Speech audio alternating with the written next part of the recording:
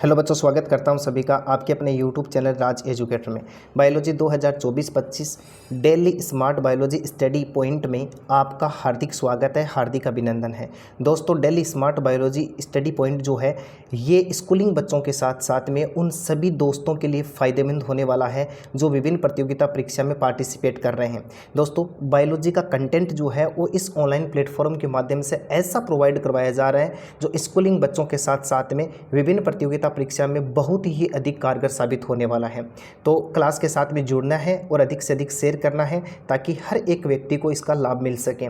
देखो, पहला ही क्वेश्चन आपको मोबाइल स्क्रीन के ऊपर धमाकेदार दिख रहा है। संवातन एक क्रिया है। पहले तो बच्चों आपको ये जानना कि संवातन क्या है। तो देखो, संवातन जो होता है इसको हम सांस लेना के नाम से जानते हैं, इसको हम श्वास प्रक्रिया के नाम से जानते हैं, इसे हम ब्रीथिंग प्रोसेस के नाम से जानते हैं। बिल्कुल समझ गए होंगे। ऐसे बोलते हैं कि जैसे वायुमंडल की ऑक्सीजन गैस को शरीर के अंदर भर लिया जाता है और शरीर में निर्मित होने वाली कार्बन डाइऑक्साइड गैस को वायुमंडल में मुक्त कर दिया जाता है। ये सांस लेना श्वास संवातन प्रक्रिया कहलाती है, ब्रीथिंग प्रोसेस कहलाती है। अब एक क्वेश्चन में पूछा गया है कि जो ये सांस लेना प्रक्रिया है ये भौतिक होती है, रासायनिक होती है, उदासीन होती है, उपरोक्त सभी होती है। 11th एनसीईआरटी का ये क्वेश्चन है। साथ साथ में आपको ये ज़रूर बताया जाएगा ये क्वेश्चन कहाँ से पुट अप किया गया है। तो देखो, संवातन की जो प्रोसेस जो होती है उसके बारे में हम चर्चा करते हैं। देखो, होता क्या है, ऑक्सीजन गैस को अंदर ले लेते हैं, कार्बन डाइऑक्साइड गैस को वायुमंडल में छोड़ देते हैं। एक्सचेंज ऑफ गैसेज, गैसों का विनिमय इस प्रोसेस के द्वारा होता है। तो दोस्तों याद रखना, इसका करेक्ट आंसर क्या हो जाएगा, 1 नंबर ऑप्शन करेक्ट हो जाएगा। भौतिक जो क्रिया होती है वो मानी जाती है संवातन की क्रिया। सभी बच्चों के साथ साथ में प्रतियोगिता परीक्षा में भाग लेने वाले दोस्तों के लिए बहुत ही महत्वपूर्ण क्वेश्चन आपको मोबाइल स्क्रीन के ऊपर दिखा। क्वेश्चन के साथ साथ में जो ऑप्शन दिए जा रहे हैं उनका एक्सप्लेनेशन भी किया जा रहा है। तो बहुत सारा कंटेंट इस ऑनलाइन प्लेटफॉर्म के माध्यम से आपको प्रोवाइड करवाया जाएगा। क्लास में बने रहिए और हर क्वेश्चन का आंसर देने का प्रयास कीजिए। कितने स्टूडेंट्स हैं जो इस क्वेश्चन का आंसर आप जान गए थे, पहचान गए थे, कमेंट में ज़रूर बताना है। बढ़ते हैं 2 नंबर क्वेश्चन की ओर। और 2 नंबर क्वेश्चन आपको मोबाइल स्क्रीन पर फिर से दिखा धमाकेदार। निम्न में से कौन सा ऑर्गन जो है वो त्रिभुजाकार होता है? इसमें से कौन सा अंग ऐसा है जो त्रिभुजाकार है?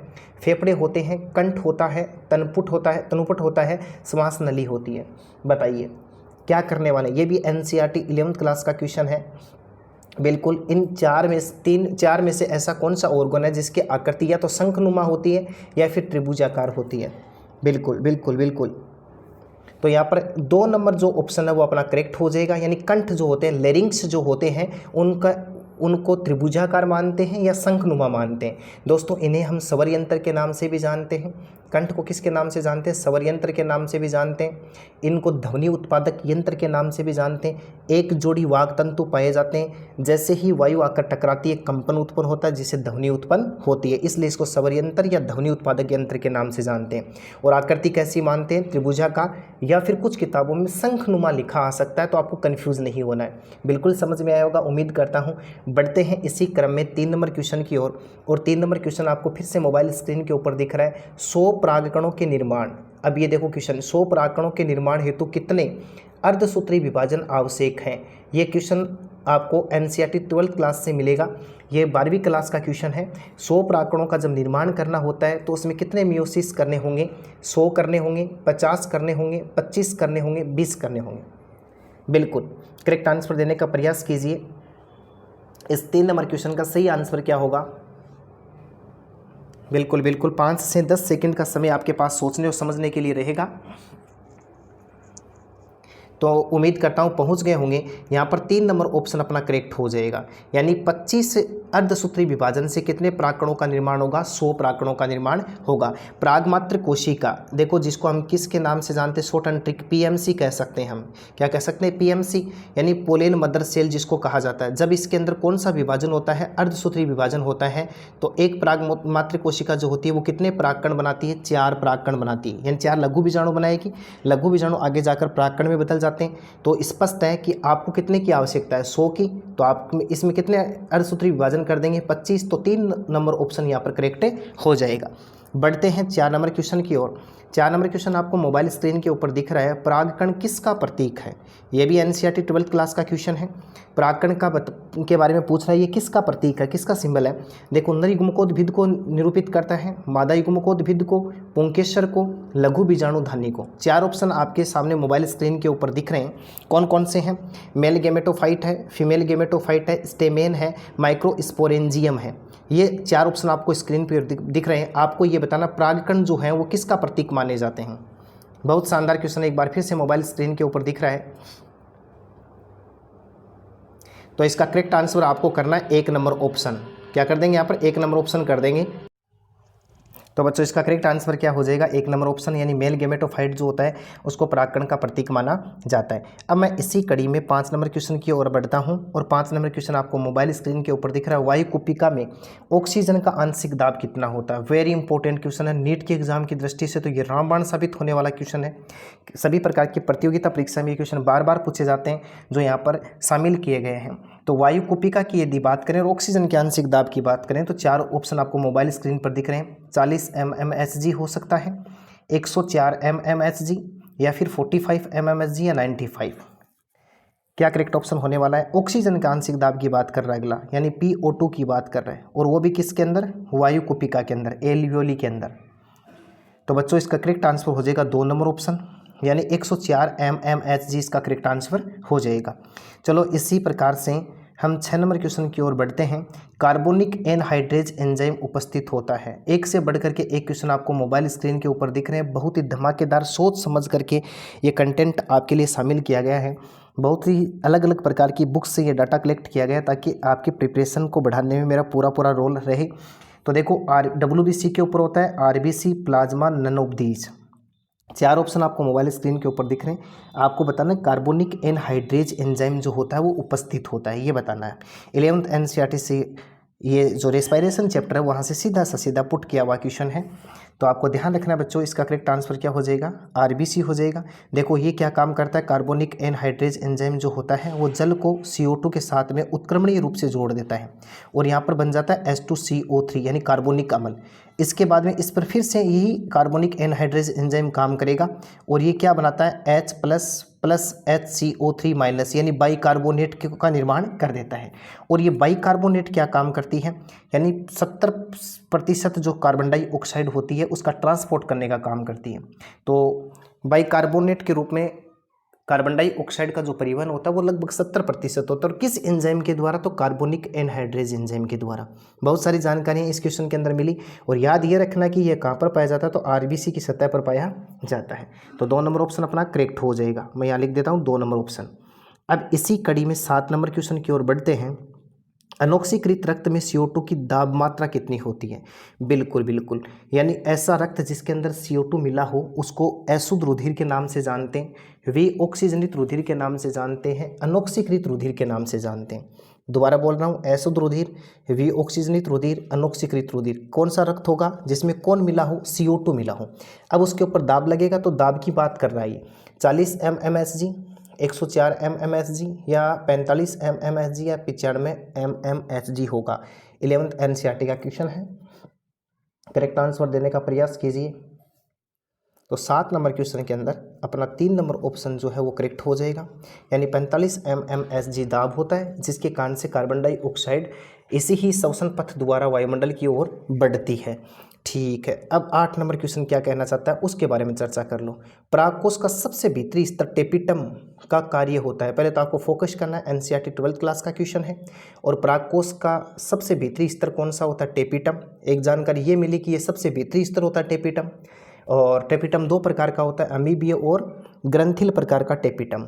देखो, स्फुटन का काम होता है इसका, यांत्रिकीय काम होता है, प्रोटेक्शन का काम होता है, पोषक का काम होता है।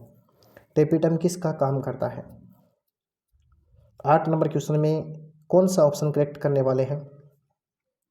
तो 4 नंबर ऑप्शन अपना करेक्ट हो जाएगा, यानी इसका काम होता है पोषक पदार्थों की उपलब्धता बनाए रखना। बिल्कुल, तो 4 नंबर ऑप्शन करेक्ट हो जाएगा। इसी कड़ी में 9 नंबर क्वेश्चन आपको मोबाइल स्क्रीन पर दिख रहा है। परागकण में अंकुरण से परागनलिका बनती है। देखो क्या कह रहा है, परागकण के अंकुरण के समय परागनलिका बनती है बाह्य चोल से, अंतःचोल से, एक तथा दो दोनों सही हैं, या फिर नन ऑफ दीज, ये दोनों ही सही नहीं है। 9 नंबर क्वेश्चन का क्या करेक्ट आंसर हो सकता है कि परागकण के अंकुरण से परागनलिका बनती है। किससे बनती है? देखो बच्चों, आपको ध्यान रखना है, एनसीईआरटी 12th क्लास का क्वेश्चन है। ये जो बाह्य चोल है इसके ऊपर तो पाए जाते हैं जनन छिद्र, लेकिन अंतःचोल जो होता है वो जनन छिद्र से होता हुआ बाहर निकलता है और जनन नलिका का निर्माण करता है, और यही जनन नलिका आगे जाकर किस में बदल जाती है? परागनलिका में बदले जाती है। तो यहाँ पर 2 नंबर ऑप्शन अपना वो करेक्ट हो जाएगा, यानी अंतःचोल से क्या निकलती है? परागनलिका निकलती है। इसी कड़ी में हम बात कर लेते हैं 10 नंबर क्वेश्चन की, फेफड़ों की जैविक क्षमता, विटल कैपेसिटी क्या होती है। बहुत शानदार क्वेश्चन है। 5 तारीख को ही ये क्वेश्चन एग्जाम में, नीट के एग्जाम में पूछा गया था। इससे पहले भी कई बार ये क्वेश्चन दर्शन दे चुका है नीट के एग्जाम में। 11th एनसीईआरटी का क्वेश्चन है।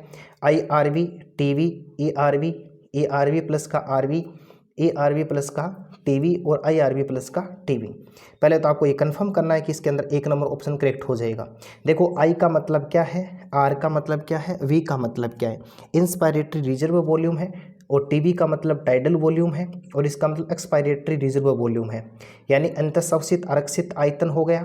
इसका मतलब हो गया ज्वारीय आयतन, और इसका मतलब हो गया निःस्रावित आरक्षित आयतन। इसका मान देखो जो होता है, IRV का मान होता है 2500 से लेकर के 3000 ml। बहुत सारी चीज़ें हैं जो इसी क्वेश्चन के अंदर मैं बताने वाला हूँ, ध्यान से समझना। टीवी का मान हम जानते हैं कितना होता है, 500 ml, और ये जो ERV है इसका मान 1000 से लेकर के 1100 ml होता है।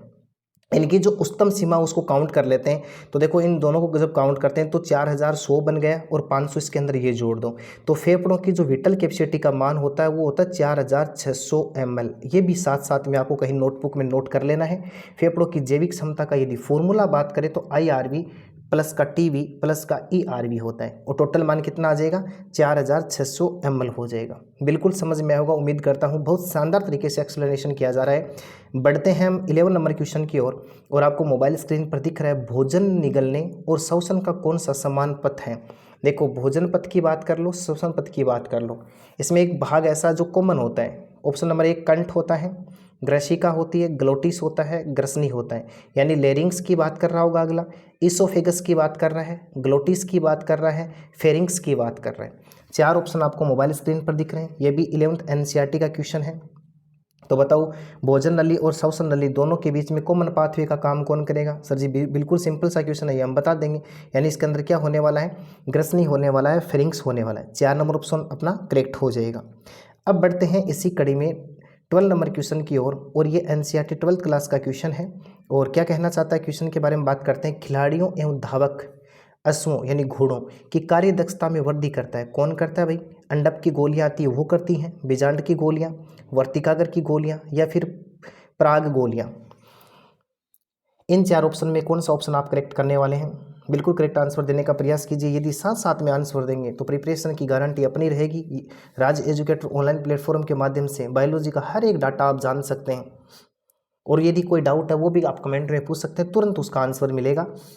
तो देखो, इसका करेक्ट आंसर आपके पास में हो जाएगा, यानी पोलेन टेबलेट आती हैं, पराग गोलियां आती हैं जो इस प्रकार की कैपेसिटी रखती हैं, जो खिलाड़ियों, धावक, अश्व, घोड़ों इनकी कार्य दक्षता को बढ़ाने का काम करती है। मार्केट में जो पश्चिमी देश हैं उनके मार्केट में सिर्फ पराग गोलियां मिलती हैं। अब इसी कड़ी में आपको 13 नंबर क्वेश्चन मोबाइल स्क्रीन पर दिख रहा है। एक आवर्तबीजी पादप में कार्यशील गुरु बीजाणु में क्या विकसित होता है? बहुत शानदार क्वेश्चन देखो मोबाइल स्क्रीन पर। ये भी एनसीईआरटी 12th क्लास क्वेश्चन है, नीट 2017 में दर्शन दे चुका है ये क्वेश्चन। एक आवर्तबीजी पादप में कार्यशील गुरु बीजाणु में क्या विकसित होता है? बीजांड विकसित होता है, भ्रूणपोष, भ्रूणकोष, भ्रूण होता है। 4 ऑप्शन आपको मोबाइल स्क्रीन पर दिख रहे हैं। तो करेक्ट आंसर इसके अंदर क्या हो जाएगा? 3 नंबर ऑप्शन हो जाएगा, यानी भ्रूणकोष जो होता है वो उसका निर्माण होता है, जो मादा युग्मकोद्भिद का काम करेगा। आगे देखो, समूहक और पारितोषिक के लिए आवश्यक होता है। बहुत शानदार क्वेश्चन है, ये भी नीट 2017 में दोनों क्वेश्चन एक ही चैप्टर से आए थे। वायु परागण होना जरूरी है, कीट परागण होना जरूरी है, जल परागण होना जरूरी है, या फिर अनुर्मिल्य परागण होना जरूरी है। एनसीईआरटी 12th क्लास का क्वेश्चन है, समूहक और पारितोषिक के लिए, यानी कीटों को आकर्षित करने के लिए। तो सिंपल सा हो जाएगा, इसके अंदर क्या होना चाहिए? कीट परागण होना चाहिए। 2 नंबर ऑप्शन अपना करेक्ट हो जाएगा। अब इसी कड़ी में हम आगे बढ़ते हैं। भ्रूणकोश स्थित होता है, वेरी सिंपल, किस में पाया जाता है? बीज में पाया जाता है।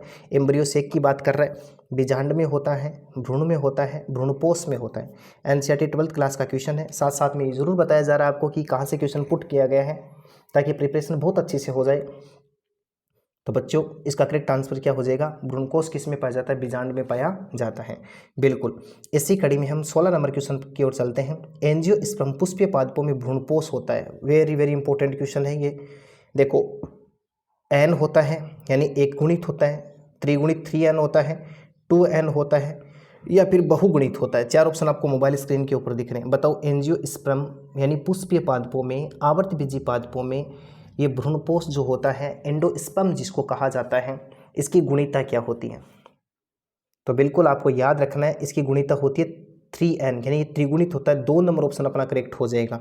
ध्रुवीय इकाई के साथ में जब एक निर्गुणक जुड़ता है तो 3 केंद्रक वाली संरचना बन जाती है, जिसको पेन के नाम से जानते हैं, प्राइमरी एंडोस्पर्म न्यूक्लियर के नाम से जानते हैं। इसको शॉर्ट एंड ट्रिक में हम लिख लेते हैं कि इसको किसके नाम से जानते हैं? पेन के नाम से जानते हैं। तो यहाँ पर 2 नंबर ऑप्शन अपना करेक्ट हो जाएगा। इसी कड़ी में हम 17 नंबर क्वेश्चन की चर्चा कर लेते हैं। बीजांड में अर्धसूत्री विभाजन कहाँ होता है? बिल्कुल बहुत शानदार क्वेश्चन। बीजांड में अर्धसूत्री विभाजन कहाँ होता है? बीजांड काय में होता है, गुरु बीजाणु मातृ कोशिका में होता है, गुरु बीजाणु के अंदर होता है, भ्रूणकोश के अंदर होता है। माइक्रो देखो ये मेगा स्पोर हो जाएगा इसके अंदर, MMC कह सकते हैं, जिसको मेगा स्पोर मदर सेल के नाम से जानते हैं। तो याद रखना 2 नंबर ऑप्शन ही करेक्ट हो जाएगा, यानी गुरु बीजाणु मातृ कोशिका के अंदर अर्धसूत्री विभाजन होगा, बिल्कुल। तो यहाँ पर 17 नंबर क्वेश्चन का 2 नंबर ऑप्शन करेक्ट हुआ।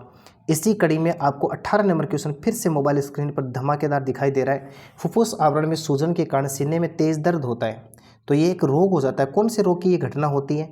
तो क्या कह रहा है अगला? एम्फाइसेमा की बात कर रहा है, प्लूरिसी की बात कर रहा है, ये एम्फाइक्सिया की बात कर रहा है, हाइपोक्सिया की बात कर रहा है, बताओ। तो फुफ्फुस आवरण की बात कर रहा है, तो इसके अंदर 2 नंबर ऑप्शन करेक्ट हो जाएगा। 11th एनसीईआरटी का चैप्टर का अंतिम पोर्शन में से उठाया हुआ क्वेश्चन है, यानी जब फेफड़ों का जो आवरण है उसमें फ्लूइड भरने के कारण से सूजन आ जाती है, तो उसको प्लूरिसी रोग के नाम से जानते हैं। 2 नंबर ऑप्शन करेक्ट हो जाएगा। अब 19 नंबर क्वेश्चन आपको मोबाइल स्क्रीन पर दिख रहा है। ट्रेकियल सीलिया का क्या कार्य है? ट्रेकियल सीलिया का मतलब क्या है? तो ये आपको ये ध्यान रखना है, श्वास नली के अंदर जो सीलिया पाए जाते हैं उसकी बात कर रहे हैं। श्लेष्मा को बाहर निकालना, श्लेष्मा को अंदर ले जाना, वायु को बाहर निकालना, वायु को अंदर ले जाना। 4 ऑप्शन दिख रहे हैं मोबाइल स्क्रीन के ऊपर। 11th एनसीईआरटी का क्वेश्चन है, आपको बताना ट्रेकियल सीलिया का क्या कार्य है। तो बिल्कुल इसका काम 1 नंबर ऑप्शन ही हो जाएगा, यानी श्लेष्मा को बाहर निकालना ट्रेकियल सीलिया का काम होता है। अब 20 नंबर क्वेश्चन मोबाइल स्क्रीन पर दिखाई दे रहा है। डेड स्पेस में कितनी हवा होती है? वेरी वेरी इंपॉर्टेंट है। नीट तो इसके पीछे ही पड़ गई क्वेश्चन के ऊपर, कई बार एग्जाम में पूछा हुआ क्वेश्चन है। डेड स्पेस में कितनी हवा होती है? 150 सीसी होती है, 500, 350, 1500 सीसी होती है, याद रख लेना। यानी 150 सीसी इसका मान होता है। फेफड़ों में भरी शेष रह जाती जो मात्रा है 150 सीसी, जिसका मान होता है डेड स्पेस के नाम से जिसको जानते हैं। 1 number option correct 20 number question में। इसी कड़ी में 21 नंबर क्वेश्चन क्या कहता है? मेंढक किसके बिना नहीं रह सकता? मेंढक किसके बिना नहीं रह सकता? त्वचीय श्वसन, फुफ्फुसीय श्वसन, मुख्य गुहीय श्वसन या उपरोक्त सभी। धमाकेदार क्वेश्चन 11th एनसीईआरटी, आंसर दो। क्या करने वाले हैं? कहीं उपरोक्त सभी को देख करके उसकी ओर भागने का प्लान तो नहीं है। मेंढक किसके बिना नहीं रह सकता? दोस्तों याद रखना, मेंढक यदि त्वचीय श्वसन नहीं करेगा तो वो जीवित नहीं रह सकता, यानी फेफड़ों के बिना वो रह सकता है लेकिन त्वचीय श्वसन के बिना वो नहीं रह सकता है। याद रह जाएगा 1 नंबर क्वेश्चन। 4 नंबर ऑप्शन की ओर नहीं जाना है, कहीं उपरोक्त सभी कर दो आप, त्वचीय श्वसन के बिना मेंढक नहीं रह सकता। 22 नंबर क्वेश्चन, बुखार के समय संवातन की दर, ब्रीथिंग प्रोसेस की जो बात कर रहा है, ये ब्रीथिंग प्रोसेस रेट जो होती है, ब्रीथिंग रेट जो होती है, बुखार के समय बढ़ जाती है, रुक जाती है, घट जाती है, उपरोक्त में से कोई नहीं। 2 आंसर 11th एनसीईआरटी का क्वेश्चन। तो करेक्ट आंसर हो जाएगा बुखार के समय ब्रीथिंग रेट हो जाती है, बढ़ जाती है, तो 1 नंबर ऑप्शन करेक्ट हो जाएगा। अब देखो 23 नंबर क्वेश्चन क्या कहना चाहता है? कंठ की मुद्रिका उपास्थि है, कौन सी है भाई? अच्छी तरीके से थ्योरी क्लास में बताया गया। क्रिकोइड होती है, रेटिनोइड होती है, थायराइड होती है, या फिर उपरोक्त सभी होती है। 11th NCERT. 2 आंसर कंठ की मुद्रिका उपास्थि होती है, तो याद रख लेना इसका करेक्ट आंसर हो जाएगा 1 नंबर ऑप्शन, यानी क्रिकोइड जो होती है उसको मुद्रिका उपास्थि के नाम से जानते हैं। अब इसी कड़ी में हम 24 नंबर क्वेश्चन की ओर बढ़ते हैं। पुष्पीय पौधों के भ्रूणकोश में कितने केंद्रक होते हैं? वेरी वेरी इंपॉर्टेंट क्वेश्चन है, board non board exam competition exam सारे के सारे एग्जाम के लिए। बताओ कि भ्रूणकोश के अंदर कितने केंद्रक होते हैं? 5, 4, 7, 8। मोबाइल स्क्रीन के ऊपर दिख रहे हैं चारों के चार ऑप्शन, दीजिए करेक्ट आंसर। तो इसके अंदर करेक्ट आंसर हो जाएगा 4 नंबर ऑप्शन, यानी कितने पाए जाते हैं? 8 पाए जाते हैं, 8 केंद्रक पाए जाते हैं भ्रूणकोश के अंदर। इसी कड़ी में आपको 25 नंबर क्वेश्चन मोबाइल स्क्रीन के ऊपर दिख रहा है, बीज आवरण का विकास होता है। बीज आवरण, जब बीज का निर्माण होता है ना, देखो बीजांड से बीज बनता है, अंडाशय से फल बनता है। बहुत शानदार तरीके से थ्योरी क्लास में हम ये पढ़ चुके हैं। बीजांड से किसका निर्माण होता है? यानी बीज का निर्माण होता है। अब देखो जो बीजांड का जो आवरण होता है उसको जानते हैं अध्यावरण के नाम से। किसके नाम से जानते हैं? अध्यावरण के नाम से। जब बीजांड से बीज बनता है तो अध्यावरण से क्या बनेगा? बीज का आवरण। तो 1 नंबर ऑप्शन अपना करेक्ट हो जाएगा। बिल्कुल उम्मीद करता हूँ एक्सप्लेनेशन अच्छे तरीके से समझ में आया होगा। आज की इस ऑनलाइन क्लास के अंदर आपको मिले 25 धमाकेदार क्वेश्चन। किन किन बच्चों के 15 से ऊपर ठीक सही हुए हैं वो आप कमेंट में बताएंगे। Like share and subscribe this channel Raj educator. अधिक से अधिक शेयर करो ताकि हर प्रकार के बच्चे को इसका लाभ मिल सके। हमारा काम है हर प्रकार के बच्चों तक सुविधाएं पहुंचाना। बहुत ही शानदार तरीके का कंटेंट है, बहुत सारी ऑनलाइन क्लास आपके सामने रख दी गई हैं। अब आपको बार बार बताने की आवश्यकता नहीं है, बहुत ही शानदार मसालेदार कंटेंट आपके लिए लेकर के आया जा रहा है, कड़ी मेहनत की जा रही है। तो चैनल के साथ में जुड़ना न भूलें। मिलते हैं इसी प्रकार की धमाकेदार क्लास के साथ में, तब तक के लिए धन्यवाद।